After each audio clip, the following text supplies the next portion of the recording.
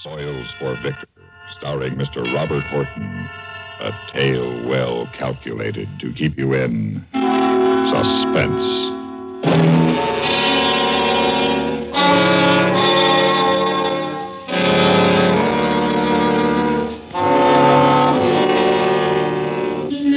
So you're from the DA's office, huh? So you want some answers, huh? So you can set the record straight? Why not? One guy's dead already, and me next, probably. Only one thing. Go easy on Madeline, because it really isn't her fault. None of it. Okay? Well, I don't have to tell you about Hollywood. It's full of guys like me, guys with good builds and Greek profiles and curly hair. Guys that look like movie stars and aren't working. They walk along Hollywood Boulevard or they stand around Schwab's drugstore, hoping somebody's going to discover them. And once a day, they check in at their agents. He's usually got a little hole in the wall off someplace off the strip. If he's a good guy, he'll let you use the phone.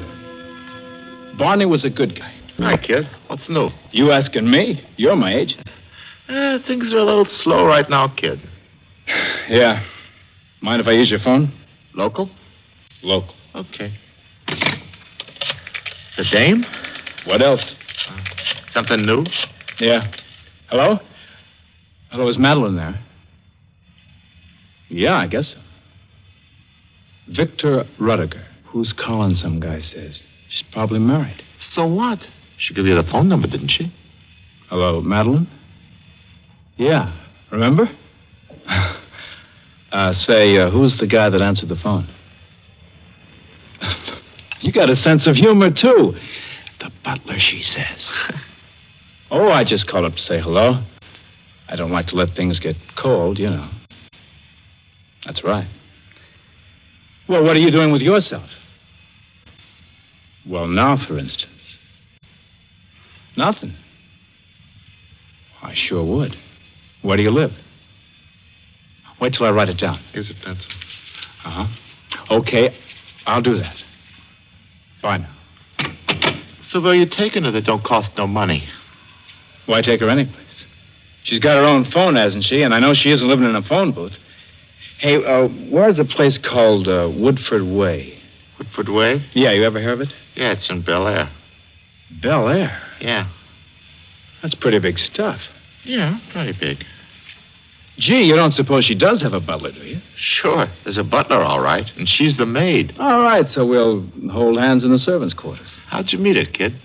Oh, I'm just walking along Hollywood Boulevard, rubbing my last 2 dimes together, and she comes out of a place with her arms full of bundles, and she bangs into me. She goes one way, the bundles go the other. I pick her up. So, you know, one thing leads to another. I buy her a cup of coffee, and I get her phone number. Yeah? That's all. So, I give her a ring. Come up and see me, she says. What can I lose, right? All right. What's her name? Madeline what? She didn't tell me, but that guy on the phone, whoever he was, he said that it was Rollins or Raleigh, something like that. Mm-hmm. You don't read the papers much, do you, Vic? Sure, Daily Variety and the Reporter, every word. I mean the newspapers. Is this her? Is this dame here in the picture? Is this her? Yeah. Yeah, that's her. Well, you see what it says? Madeline Rollins opens Bel Air home. Wealthy sugar heiress whose personal fortune makes her one of the world's richest girls. Oh, well, that's out. I can't compete in that league. You're a guy and she's a broad. Yeah, but... A pretty good-looking guy. Yeah, but she's too rich for my blood, Barney. What's the trouble with you, Vic? You don't think big. Here's $50. What's that for? An advance. I want you should make an impression on the young lady. For what? Object matrimony. What? Funnier things have happened, Vic. Oh, come on, Barney. I can't compete with the kind of guy she goes around with. What? How do you know until you try? And even if I did get her to marry me, I couldn't fit into a setup like that. I'd be thrown out of my ear in 6 months. A lot can happen in 6 months. Nothing I can't make happen in 6 weeks without getting married. Oh, yes, it could, Victor. What? Something could happen to her. Like what? Like an accident. Accidents happen all the time. And they got community property laws in this state. Get what I mean? Now, you go out and have a good time tonight. Don't worry about the details. That's what you got an agent for.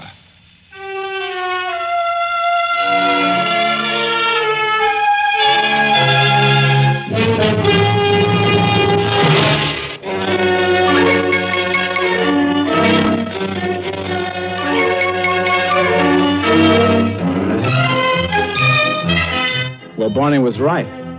In the clinches, the richest girl in the world was just a gal. And I was just a guy. And I made out pretty well on that first date. Madeline wasn't hard to take, and she acted like I wasn't exactly poison to her.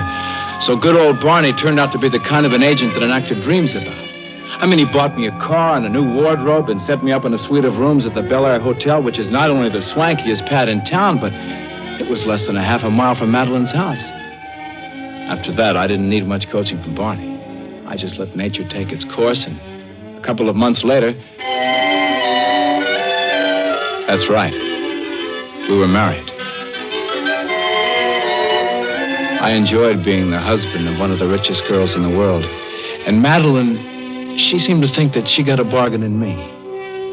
So, I didn't have a care in the world. Except Barney. He phoned the first of every month like a bill collector. Well, kid, how's it going? Just great, Barney. Good, that's good. Only, don't forget. Forget what? Accident, kid. Yeah, Barney, I'm trying to figure something out. You'll do that, boy. I'm counting on you. I got a lot of dough tied up in you, kid. I know.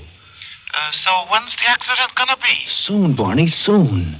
Better be, boy. You wouldn't want an accident to happen to you, would you? Don't worry, Barney. I won't. But you'd better. Sure. Darling, where are you? I gotta hang up now.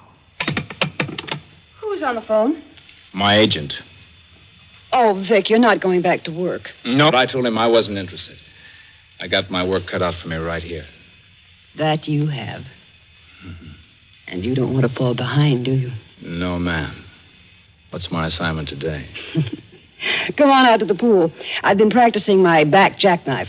I want you to tell me if it's any good. She was quite a piece of work as she stood poised on the diving board. I couldn't help thinking I was the luckiest guy in the world. She held herself rigid, her back to the pool, hands outstretched. Then she flipped herself up and outward. Her body jackknife in the air, her fingers touched her toes. She straightened out, but not enough. Her head cracked the edge of the diving board, and she fell into the water and sank to the bottom like a stone. She lay there in 9 feet of water. The blood from the cut in her head was slowly floating upward. Here was the accident. Ready-made. All I needed to do was just walk away and come back a few minutes later and find my wife drowned in her own swimming pool. But I didn't. I had her out of that pool and on the deck, and I was giving her artificial respiration in less time than it takes to tell Madeline, baby, come on, baby. Snap out of it. You're going to be all right, baby. You gotta be. Please, baby, please. Madeline, please. Madeline, you all right? Yes, but my head... Why, Vic, you're crying. Me? You're crazy. Oh, baby. Baby.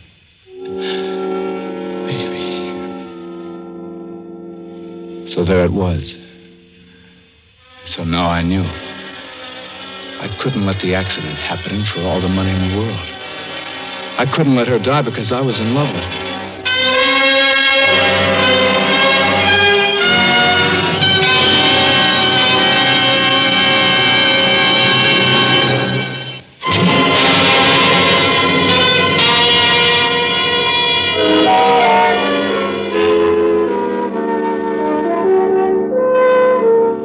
I guess I'd been in love with her all along, but didn't know it. I guess I thought that if I didn't face up to my deal with Barney, he'd forget about it. But not Barney. My 6 months were nearly up. So I tried to talk him out of it. Well, kid, you ready for the action? Listen, Barney, I got a better idea. A better idea for what? How to get dough out of this setup. How much dough? Say $50,000, $100,000. Are you kidding? No, I can manage it. I'll tell Madeline I've got a surefire thing in an oil well or something like that, you know. Vic, I'm your agent, remember? I set you in this part. I expect my commission. Nothing more, nothing less. 10%. $1 million. But, Barney, don't You're you... not trying to chicken out, are you? Barney, I don't like murder. Who's talking about murder? It'll be an accident. It's murder. I don't want any part of it.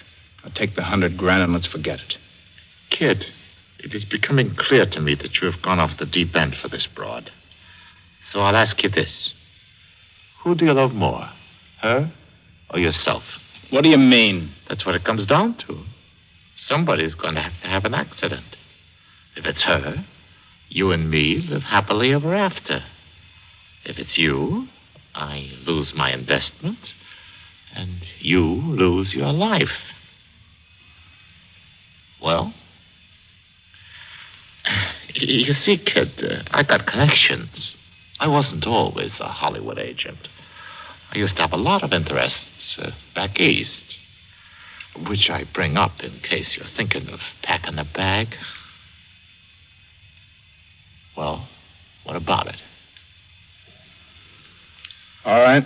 That's better. You got it figured out? The accident? Sure. A burglary. I break into the house. You and your wife hear the noise. You come downstairs and find me at the wall safe. You got one, haven't you? Yeah, in the library. Yeah, so you catch me and you shoot. Only you hit her. I? Why not you? No. If it's an outside job, they'll keep looking for the guy. And they might find him. But if you do it, it's an accident. Open and shut. No more trouble. You see, kid, I think of everything. Yeah. You want to set a time? The sooner the better. Friday night. Friday night it is. Oh, and, Vic. Yeah? When you shoot, don't miss.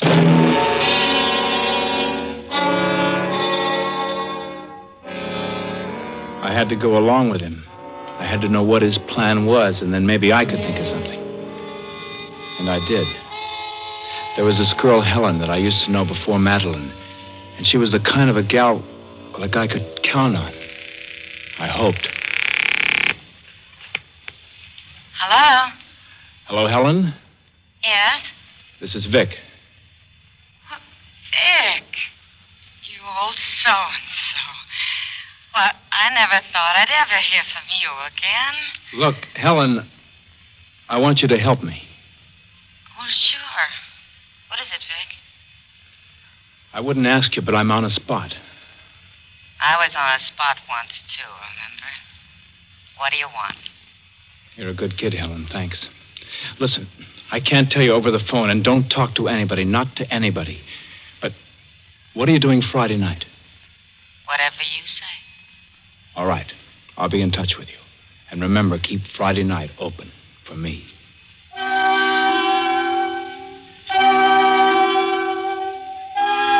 The next thing was to get Madeline safely out of town.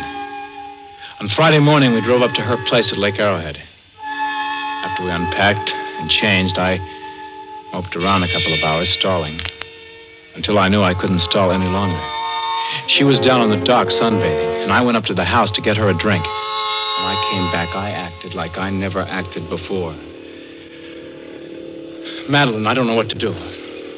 About what? Well, while I was up at the house, I got a phone call, and I've got to go back into town tonight. Why? The deal I'm working on. Won't it wait until Monday? No. This guy, he's leaving town in the morning. Madeline, don't look at me that way. Vic, I don't believe you. You've got to, please. All right. But remember this, Vic. I love you. And I'd do something dreadful if anything ever came between you and me. Anything or anyone. I know, Madeline. Make sure you do. The deal will be settled tonight. I'll be back the first thing in the morning. You understand how it is, don't you? Yes, Vic. I think I do.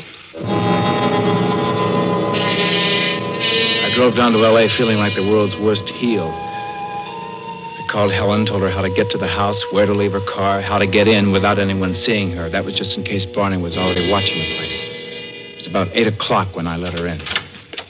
Am I on time? Sure. Boy, what a dump.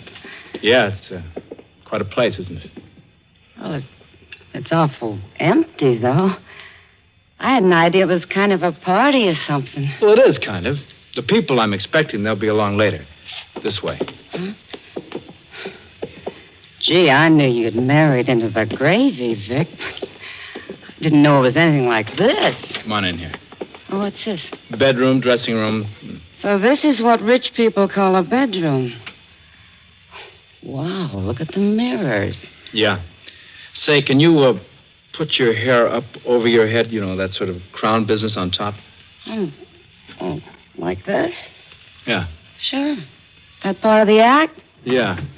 And while you're at it, slip off the things you've got on and put on this nightgown, will you? And the dressing gown, too. And there ought to be some slippers in there that'll fit Hey, you. now, wait a minute, Vic. It's nothing like that, Helen. I'll wait outside. It isn't one of those divorce things, is it? No, like I said, it's just sort of a gag.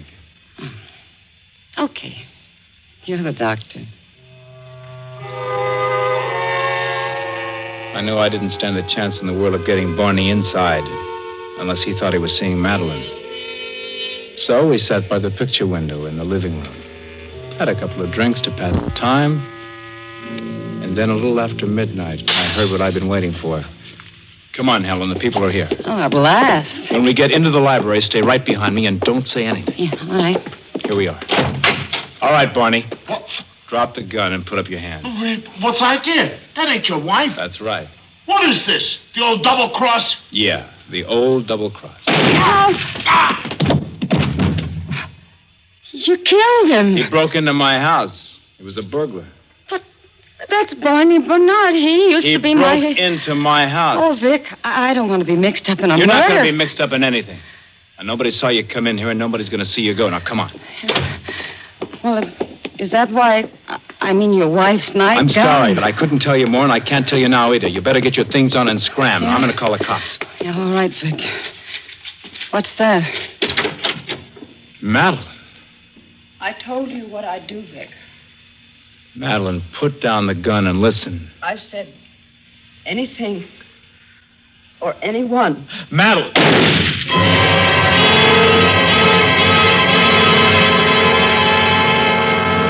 So there you are.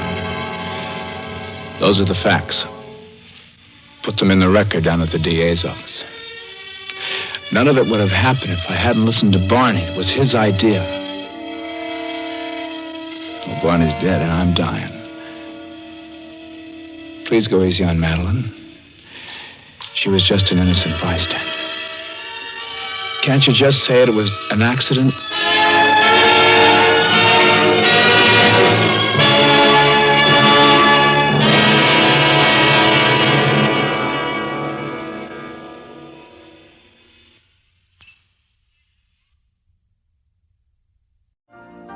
You've been listening to the OTR Gold Network. Find more classic radio at otrgold.com.